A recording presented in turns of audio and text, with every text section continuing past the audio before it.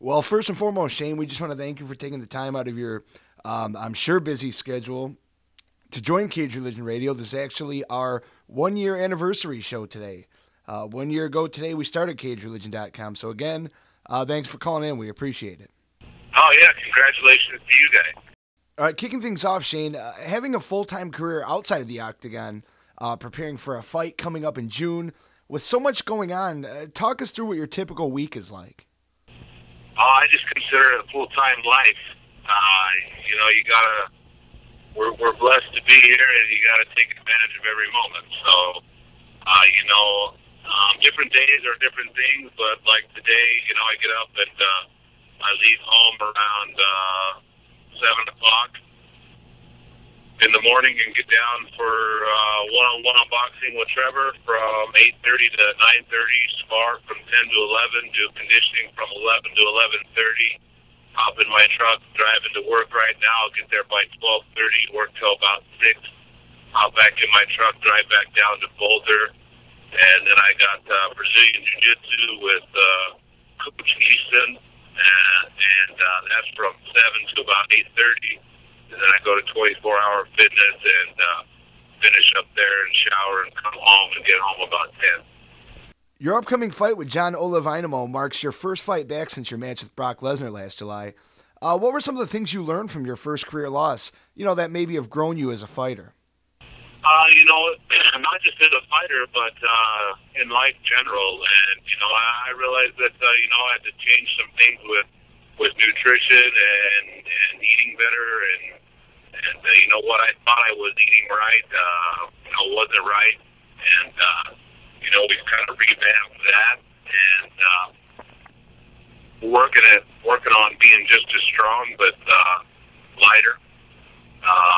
More athletic on my feet, and it's always you're always trying to create this recipe, to be the perfect fighter, and you continually work on that throughout your career, and hopefully we've done some of the right things to correct those things that happened in that last fight, and we'll see how it comes out June 11th.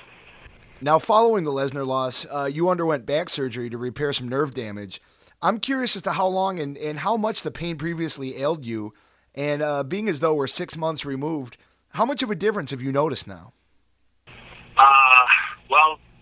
When I first got into the UFC, I was actually, I think I started my first series of shots in my neck to help alleviate the pain, an injection to get rid of the inflammation around the nerves or from the nerves being basically irritated, and I got those shots every year, and basically they were just wearing off and doing less and less, and we went in to have another MRI, and the situation had gotten bad enough to where I had to go in and get surgery. So basically my right arm and my right hand were pretty much numb, and there was also a C7 nerve that was involved that basically felt like I had a knot under my rhomboid on the right side of my body all the time, which was miserable. So we went in there, had the surgery, they drilled out the bones and corrected some things, and, it feels great. I feel good and have strength back on that side. There is no more numbness. And, so I feel great. But, the other thing is I've had 3 surgeries in 4 years, almost 4 surgeries, if you want to include my knee, which we decided to rehab. So, I need to start probably training a little bit smarter and not trying to, go at it so hard, so fast all the time. So, we're trying to learn in areas there as well. But, as far as my body and stuff, I feel good, and it's just getting back into it. I just had that surgery in November, so, this getting the fight in June is a good thing. Like we touched on earlier, you're set to face John Olav Einemo in the co-main event of UFC 131 on June 11th. Being as though he's making his UFC debut and hasn't fought in MMA in around 5 years, how much do you feel that plays into things? Well, I think he's fought. He just hasn't fought in the UFC or at MMA. He's been concentrating on his stand-up. He trains with, one of the top teams in the world with Golden Glory, and I think he's been focusing on kickboxing, which is smart for his career. Obviously, he's won Abu Dhabi, which to me, he might as well be a gold medalist in the Olympics when it comes to jiu-jitsu. So, he has the ground game down, and he's working on his feet, and I think that's what he's done over the past couple of years, and he's ready to be back at MMA. So, I have my hands full. He's a very tough fighter, a complete fighter. And, I think and look forward to be an exciting fight. I'm excited to beat and face him. Like yourself, Einemo has only gone past the first round a single time in his career, though 5 of his 6 wins have come by way of submission.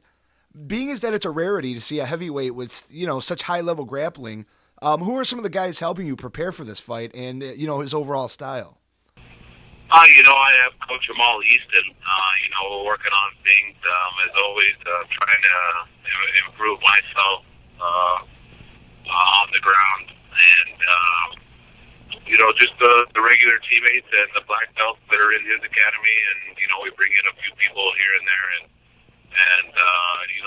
the main thing that I always try to focus on is myself and making myself a better fighter rather than trying to fight against what my opponent brings so much. So, I think if I can focus on becoming a better fighter and a more complete fighter myself, then, I think you make better gains as a fighter that way.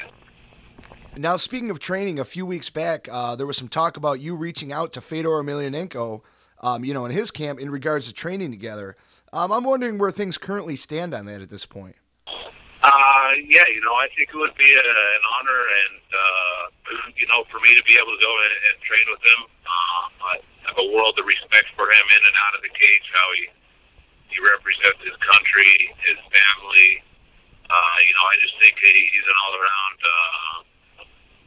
great ambassador for the sport.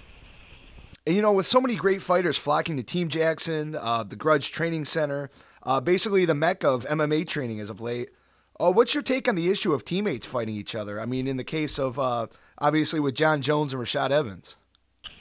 I think it's, you get these once-in-a-lifetime chances, for those guys to be able to fight for a championship. So, it's going to make a difference for both of those guys and their families to be able to take that fight. So, in that situation, I'm probably not against it. If it's not for a world title and it's just a regular fight, they're not so much. But,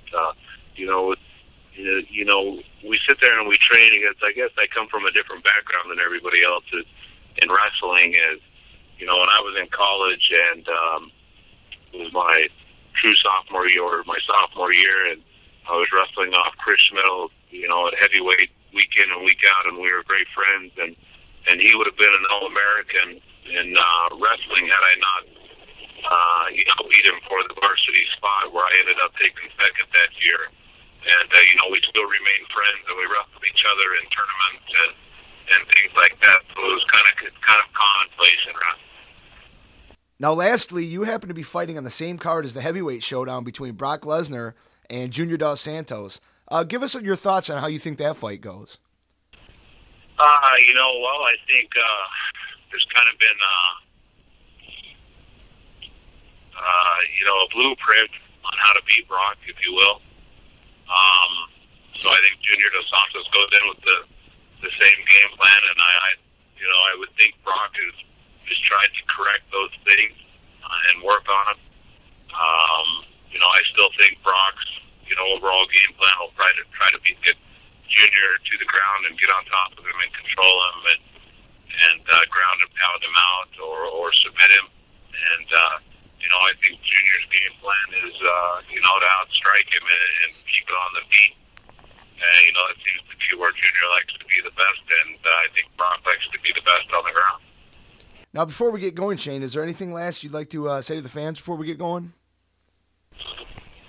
No, I just want to thank everybody for the support, being fans, and without the fans, none of us athletes would have a job. And I truly say that with all heart, and just want to say thanks and God bless. And Shane, we want to thank you once again for taking the time out of your schedule to call into Cage Religion Radio. You really helped us stack the lineup here for our 1-year anniversary show, and we appreciate it. Oh, thanks, and congratulations on making it a year, and good luck in your next year.